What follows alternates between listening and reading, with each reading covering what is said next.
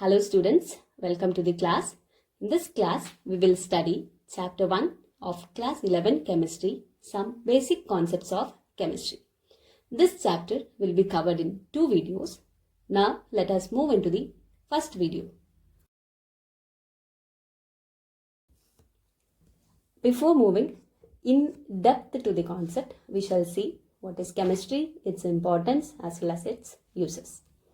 Chemistry is a branch of science that studies the preparation, properties and reactions of material substances.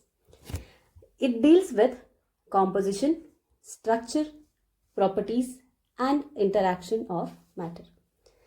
In order to study these aspects, it is better for us to understand the concept in terms of atoms and molecule. Hence, we can also call chemistry is a science of atoms and molecules. Coming to the importance of chemistry, the principles of chemistry are applicable in weather patterns, functioning of brain and operation of a computer, production in chemical industries, manufacturing fertilizers, alkalis, acids, drugs, soaps, detergents, metals and alloys, and in a wide variety of new materials. Coming to the uses of chemistry, it provides the methods for isolation of life-saving drugs from natural sources and makes its synthesis possible. For example, cisplatin and Taxol helps in the cancer therapy. Acidotymidine, it is used in helping cancer patient. Also, chemistry contributes to the large extent of the growth of a nation. So it helps in the production of superconducting ceramics, conducting polymers, optical fibers. So these helps in specific magnetic, electric and optical properties. So chemistry also helped in the establishment of manufacture of utility goods like acids, alkalis, dyes, polymers, metals, etc. The third use of chemistry is that it helps in the synthesis of alternative to the environmentally hazardous refrigerant such as chlorofluorocarbon, which is responsible for the ozone depletion in the stratosphere. Next, moving into the nature of matter. So the first question that comes to our mind is, what is matter? Anything which has mass and can occupy space is called as matter. Say I have a pen in my hand. This pen has certain mass and it can occupy space. Therefore, pen is an matter. The other examples are book, pencil, water, all living beings. So, matter is anything which has mass and occupies space. Moving to the states of matter, we have 3 physical states for a matter. They are solid, liquid and gas. Now we will see the properties of solids, liquids as well as gases one by one. First of all, we shall see how particles are arranged in case of different states of matter. In solids, particles are held very close to each other in an orderly fashion. Means I can tell that there is no much freedom for the movement of the particles. Coming to the liquids, in liquids, particles are close to each other but they can move around. Means that the particles are not tightly packed as in case of solids, in the case of liquids. And the third state of matter is gas. Here the particles are far apart as compared to those present in solids or liquid state, and their movement is easy and fast. Now, these different states of matter exhibits different characteristics. Now, with respect to the particles, we have already discussed it. Now, we shall discuss it in terms of volume as well as shape. In case of solids, they have definite volume and definite shape. Liquids have definite volume but they do not have definite shape. So, they take the shape of container in which they are placed. For example, if I take water in a tumbler, I can tell the shape of water is the shape of the tumbler. Now coming to the gases, they neither have a definite shape nor a definite volume. So they completely occupy the space in the container in which they are placed. Now these physical states of a matter are interconvertible. Means from solid I can convert into liquid, liquid can be converted into gas, and gas can be converted into solid. Directly from solid we can convert it into gaseous state, and a matter which is in gaseous state sometimes we can bring it to solid state. Now we will see how these interconversions can be achieved and what are the terms that is given to these interconversions. Just look here. Here we have solid, which upon heating is converted into liquid, and liquid upon heating it is converted into gaseous state. Gaseous state upon cooling it is converted into liquid. Liquid further upon cooling it is converted into solid. So this is how the interconversions can be achieved, and that is represented in a diagram here. So the first one is the conversion of solid to liquid, that is by heating process, that we term as melting. Second is conversion of liquid into gas by heating, and that process we call it as vaporization. In third step, we convert gas to solid. This is by cooling. We call it as deposition. Fourth is conversion of liquid to solid, and this is achieved by freezing. Fifth is the conversion of gaseous state of matter into liquid state, and the process is termed as condensation. Sixth is the conversion of solid into the gaseous state directly, where in between solid and gaseous state we have liquid state. Here the interconversion is directly from solid to gaseous state without going into liquid state, and this process is termed as sublimation. Till here we have discussed about the physical state of matter. Now we shall discuss how the matter has been classified. So matter has been broadly classified into two types, mixtures as well as pure substances. Mixtures are further classified into homogeneous mixture and heterogeneous mixture. Pure substances are further classified into elements and compounds. Now let us discuss the classification of matter in detail with examples. So the first classification that we are going to discuss is mixtures. Mixture contains particles of two or more pure substances which may be present in it in any ratio. Hence the composition is variable. And here we have two types. One is homogeneous mixture, second is heterogeneous mixture. Homogeneous mixture is where the components are completely mixable with one another. And this means that the particles of components of the mixtures are uniformly distributed throughout the bulk of the mixture, and therefore its composition is uniform throughout. For example, you can consider sugar solution. What do? We take water, we add sugar into it and dissolve it.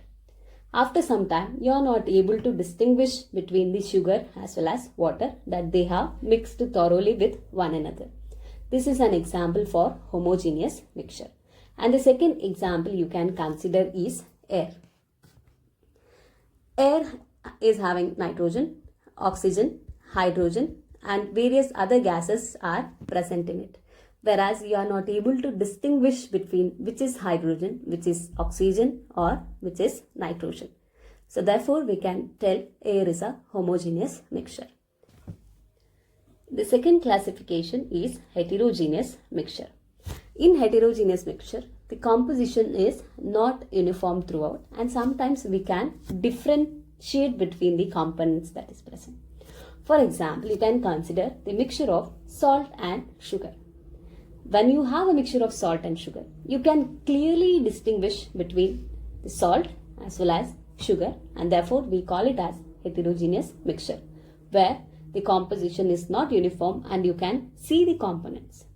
The second example you can consider the mixture of grains and pulses along with some dirt in it. The second classification of matter that we have to discuss with the examples is pure substance. We shall discuss it along with the examples and its classification. When all the constituent particles of a substance are same in its chemical nature, then we call it as pure substance. We have two classifications of pure substance. It is elements and compounds. First, we shall see what are elements with examples. Then we shall discuss about compounds. The first classification under pure substances is elements, where this element consists of only one type of particles in it. These particles may be existing as atoms or molecules. For example, sodium, silver, hydrogen, nitrogen, oxygen molecules. So here in the hydrogen molecule, though we have two atoms, but these atoms are of same type. Therefore, it is an example for element. Same way the nitrogen molecule as well as oxygen molecule. The second type of pure substance is compounds, and the compounds are the substances made up of two or more atoms of different elements in definite proportion by mass, whereas the properties of compounds are different from those of its constituent elements. For example, we have hydrogen and oxygen gases. So these are gases. These two gases combine to give water, which is represented by the formula H2O, that is an liquid. So clear is the concept? I told compounds are the substances made up of two or more different elements, and compound has a different property than that of its constituent element. So hydrogen and oxygen gases combine together to form water, which is liquid. Similarly, another example which you can consider for compound is carbon dioxide, which is formed by the reaction between carbon, which is solid, and oxygen, which is in gaseous state. Whereas the carbon dioxide gas, which is formed, has a different property than that of its constituent elements, carbon as well as oxygen. Now moving to the properties of matter and their measurement. We have two types of properties. One is physical property, second is chemical property. Physical properties can be measured or it can be observed without changing the identity or composition of the substance. For example, melting point, boiling point, color, odor, density, etc. All the properties which we can measure directly without changing its composition. Then we have chemical properties, and these measurements or the observations of chemical properties require a chemical change that has to occur. For example, we have composition, combustibility, reactivity with acids, bases, etc. Here, the properties can be measured in terms of a chemical change that is occurring in the matter. So these are termed as chemical properties. Just now we have discussed the physical and chemical properties. What are they? Now we need to study how we can measure these physical properties. The widely accepted measurement of physical property is by the use of SI units. It is International System of Units that is used for the measurement. There are 7 base physical quantities in SI unit. The first is length, second is mass, third is time, fourth is electric current, and the fifth base physical quantity is thermodynamic temperature, sixth is the amount of substance, 7 is luminous intensity. And these base physical quantities are represented by various symbols that is represented here in the second column, and we have the different SI units and different symbols for the SI unit of these base physical quantity. So length has a SI unit meter represented by small letter English alphabet M, and mass has the SI unit kilogram, which is represented by kg. Time has its SI unit, which is second, represented by small letter English alphabet S, and the SI unit of electric current is ampere, represented by capital letter alphabet A. We have Kelvin, which is the SI unit for the thermodynamic temperature. It is represented by capital letter English alphabet K. Amount of substance is represented by SI unit mole, and the symbol is MOL. Luminous intensity is represented by the SI unit candela, and the symbol for this SI unit is CD. So the first physical property that we shall consider is mass, and also we shall see what is the difference between mass and weight. Mass of a substance is the amount of matter present in it, whereas weight is the force that is exerted by gravity on an object. Now we know that gravity on the Earth's surface varies from one point to other point. Hence we can clearly tell that weight of an object changes from one point to the other point, whereas mass of an object remains constant. And the mass can be measured in laboratory, which we can measure accurately by using analytical balance. Coming to the SI unit of mass is kilogram. However, in order to measure smaller fraction of mass, we use gram as a unit, where we have 1 kg is equal to 1000 grams. The second physical quantity we shall discuss is volume. Volume represents the amount of space that is occupied by a substance, and it has a unit of length cube. So in the SI system, volume has a unit of meter cube because unit of length is meter. Most oftenly, volume is represented in terms of cm cube or dm cube, and we have 1 liter, which is equal to 1000 ml, or this can be written as 1000 cm cube, and we have 1000 cm cube, which is equal to 1 dm cube. Next we have is density.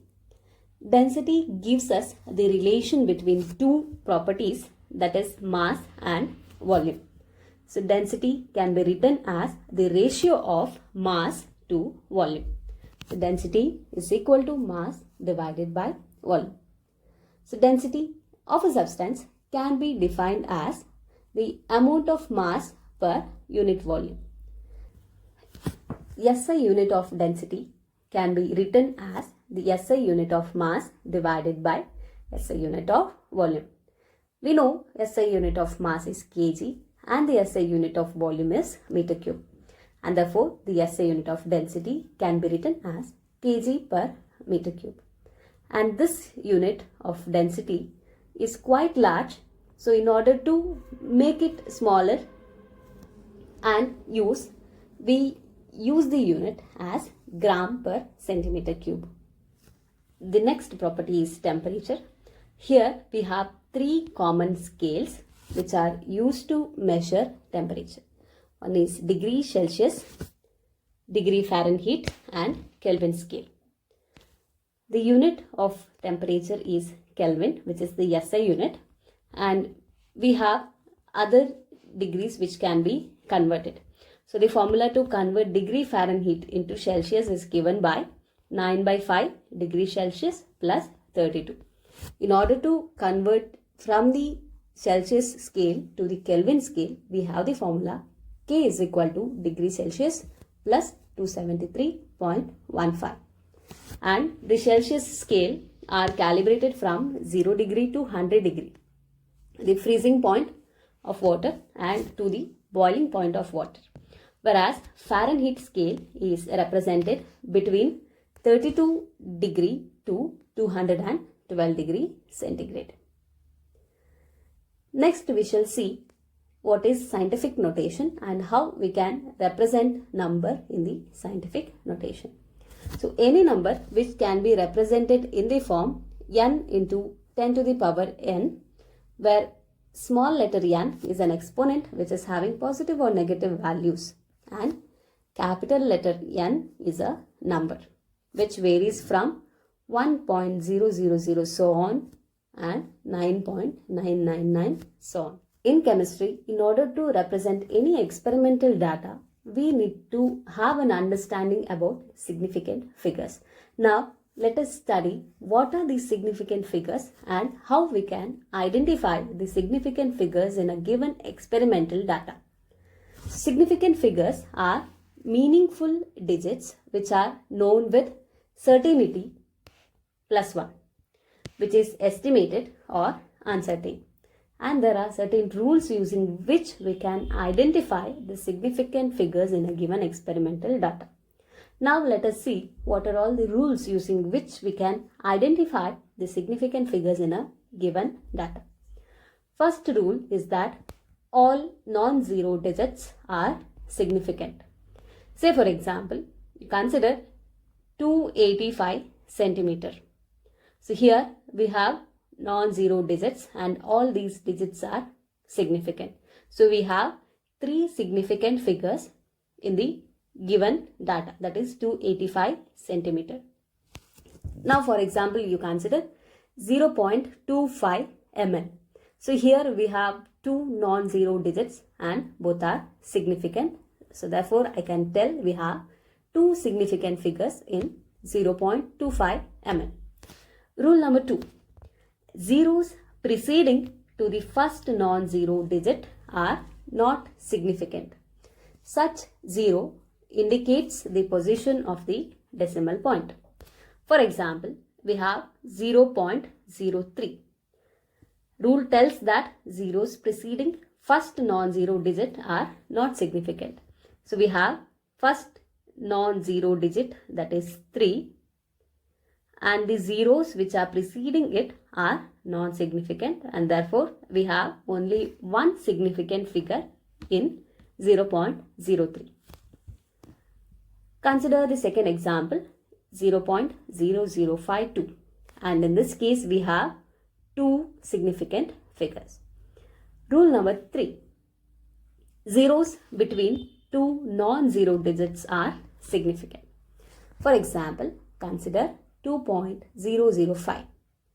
So here we have 2 zeros between the numbers 2 and 5. Though the previous rules tell that zeros are not significant, but these 2 zeros are present in between the non-zero digits, and therefore these zeros are significant, and here we have 4 significant figures. Rule number 4. Zeros at the end or right of a number are significant, provided that they are on the right side of the decimal point. For example, 0.200 gram. So the rule tells that 0 towards the right end of a number after decimal point are significant. Therefore, in 0.200, we have 2 zeros after 2 which are coming after this decimal point, and therefore we have 3 significant figures. If otherwise, the terminal zeros are not significant if there is no decimal point. For example, if we just have a number such as 100, and here we don't have a decimal point and we have only one significant figure. But if we place a decimal after 100, say for example, if I write it as 100.0, then these zeros are significant, and I can tell 100.0 has 4 significant figures. Now, using the scientific notation, if I want to represent 100 for its one significant figure, I can represent it as 1 into 10 to the power 2. Now, for the same example, that is 100.0, which has 3 significant digits, now I need to represent in its exponential form. I can write it as 1.00 into 10 to the power 2, and this represents that the given scientific notation has 3 significant figures. Rule number 5. Counting the number of objects. For example, 2 balls or 20x, which we can tell it has infinitely many significant figures, because 2 can be written as 2.0000 and so on. We can add so many zeros after 2. Same way, for counting 20x, we can write it as 20.0000, so on. So many zeros that you can include, and that's why just for counting the numbers, we tell it that it has infinite significant figures. The next important concept that you should be very clear is with respect to the precision and accuracy. Precision refers to closeness of various measurements for the same quantity, whereas accuracy, that is the agreement of a particular value to the true value of the result. For example, let me consider an example of titration, okay, where the theoretical value that you need to get as a titer value, say for example, is 18.9 ml, and you have done 3 trials, and let me note the values here. So for trials, trial 1, trial 2 and trial 3.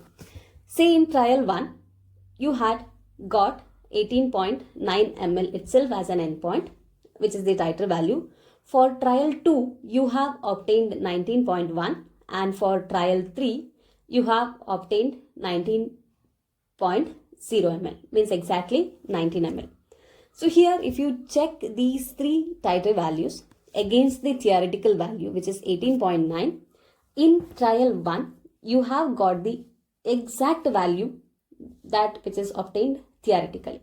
So these values we call it as accurate, because the trial 1's titer value is exactly matching with the theoretical value. That's why we call it as accurate. But trial 2 and trial 3 is not exactly the theoretical value, but these 2 values are very close to one another. And these 2 titer values for trial 2 and trial 3, we call it as precise. I hope the concept is clear. Precision represents or it refers closeness of various measurements, whereas accuracy, that represents agreement of a particular value with true values. Of course, you might get a question now if you compare trial 1 and trial 3, whether they are accurate or precise. And definitely these 2 values are precise, because 18.9 and 19.0 are very close to one another. Now let us discuss how we can round off the numbers. We have 3 rules to keep in mind. So rule number 1, if the rightmost digit to be removed is more than 5, then the preceding number is increased by 1. For example, consider 1.386. Now I need to round off this number to 2 digits after decimal. That is, I need to remove the number 6. So according to the rule number 1, you just check 6 is greater than 5. So therefore, its preceding digit, I have to increase it by 1, and I round it off and write it as 1.39. Rule number 2, if the rightmost digit to be removed is less than 5, then preceding number is not changed. For example, we will consider 4.334. Now I need to remove the number 4 from the given number. Means I need to round it off to 2 digits after the decimal point. So now 4 is the digit to be removed, that is lesser than 4. So I just remove it without changing the previous digits, and therefore round it off to 4.33. And rule number 3, if the rightmost digit to be removed is 5, then preceding number is not changed if it is an even number, but it is increased by 1 if the digit is odd number. For example, we'll consider 6.35, which is to be rounded off by removing 5. So just check the number which is preceding 5, that it is 3. Whether it is an odd number or even number. Okay, right? It is odd number. So we have to increase the digit by 1. So therefore, we round it off to 6.4. Again, if you consider the digit as 6.25 and we need to round it off by removing the digit 5, then it is just rounded off to 6.2 because it is 2 which is preceding the number 5. Okay, it is even number, right? Therefore, we just retain it as such. We are not going to increase the number by 1 and hence it is rounded off to 6.2. And the next important concept that you need to focus is on dimensional analysis. What basically we are going to do under dimensional analysis is that we are going to convert one unit to the other unit. This helps us to simplify certain calculations. And this method of doing the unit conversion from one unit to the other unit, we call it as dimensional analysis. And the concept numericals related to dimensional analysis will be discussed in another video. Thank you for watching. We will meet in the next class.